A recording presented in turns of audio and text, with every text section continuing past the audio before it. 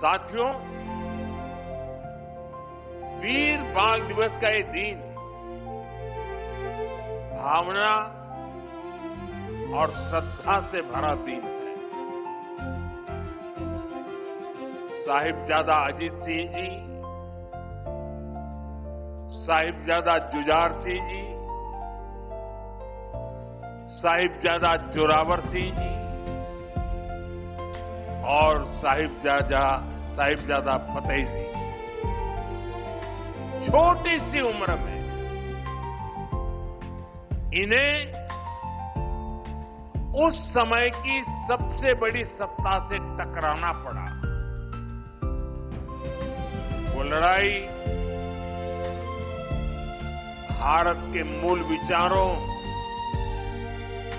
और मजहबी कट्टरता के बीच, वो लड़ाई सत्य बनाम असत्य की थी। उस लड़ाई के एक और दशम गुरु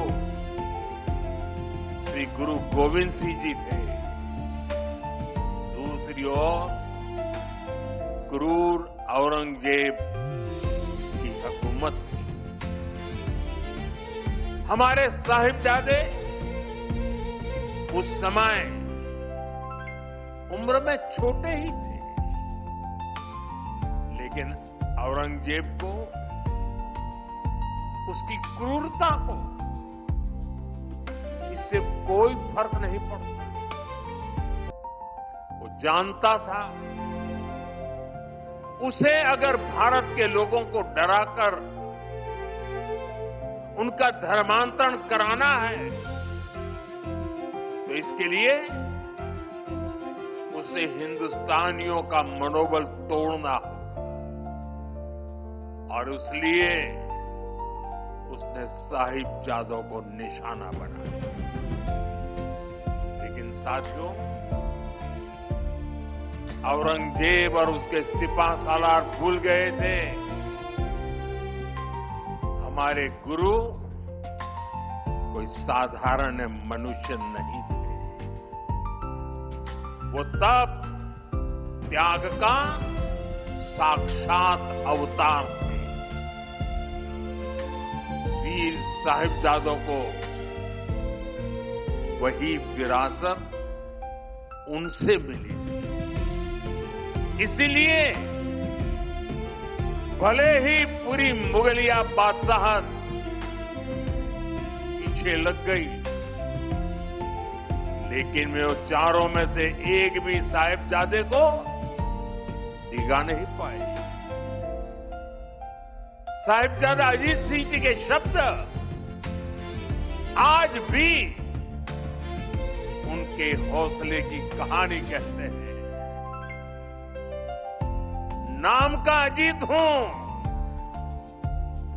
नाम का अजीत हूं, जीता ना जाऊंगा, जीता भी गया तो जीता ना आऊंगा।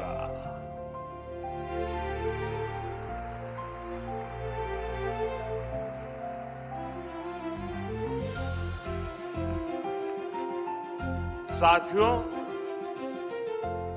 कुछ दिन पूर्व ही हमने श्री गुरु तेग बहादुर जी को उनके 350वें बलिदान दिवस पर याद किया। उस दिन कुरुक्षेत्र में एक विशेष कार्यक्रम भी हुआ था। जिन साहिबजादों के पास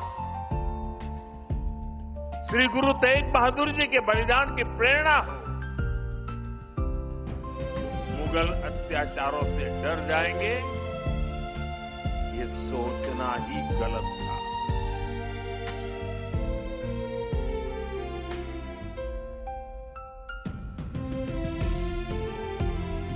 आज लखनऊ की ये भूमि एक नई प्रेरणा की साक्षी बन रही है।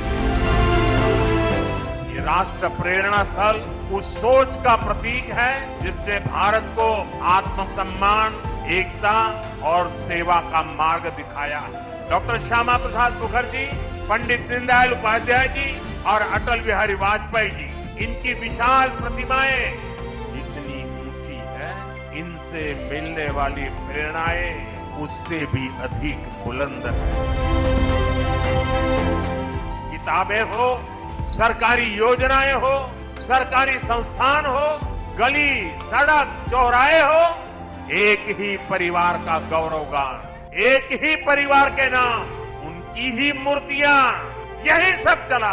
भाजपा ने देश को एक परिवार की बंधक बनी इस पुरानी प्रवृत्ति से भी बाहर निकाला। हमारी सरकार मां भारती की सेवा करने वाली हर अमर संतान, हर किसी के योगदान को सम्मान दे रही है।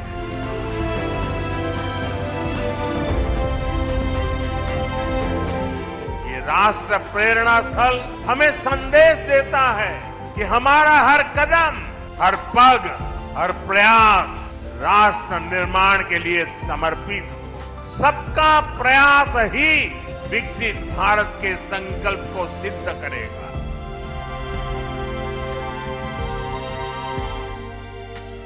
देश का प्रधानमंत्री केवल राजनीतिक दल का प्रतिनिधि नहीं होता, वह देश के हर नागरिक का प्रधानमंत्री होता है, हर धर्म, हर वर्ग, हर विचारधारा का। प्रधानमंत्री का सबसे बड़ा कर्तव्य देश को सही दिशा देना होता है, सिर्फ भाषणों से नहीं बल्कि फैसलों से। यह सच है कि हर किसी को खुश रखना असंभव है, लेकिन यह सवाल भी उतना ही जरूरी है, क्या कभी कभी सत्ता अपने मूल कर्तव्य से विमुख नहीं हो जाती? जब कुछ चुनिंदा लोग लगातार अमीर होते जाए और बड़ी आबादी संघर्ष में रहे, तो सवाल उठना स्वाभाविक है। चर्च में जाना एक सकारात्मक प्रतीक हो सकता है। ये संदेश देता है कि प्रधानमंत्री सभी धर्मों का सम्मान करते हैं, लेकिन उसी समय अगर समाज के किसी हिस्से में अराजकता, हिंसा या गुंडागर्दी बढ़ती दिखे, तो यह केवल प्रशासन की नहीं, प्रधानमंत्री की नैतिक जिम्मेदारी भी बनती है। नेतृत्व केवल उपस्थिति से नहीं मापा जाता, बल्कि उस चुप्पी से भी जो अन्याय के समय दिखाई देती है। ये सवाल किसी व्यक्ति से नहीं, एक पद से है, क्योंकि जब प्रधानमंत्री की साख गिरती है तो उसके साथ देश की साख भी प्रभावित होती है।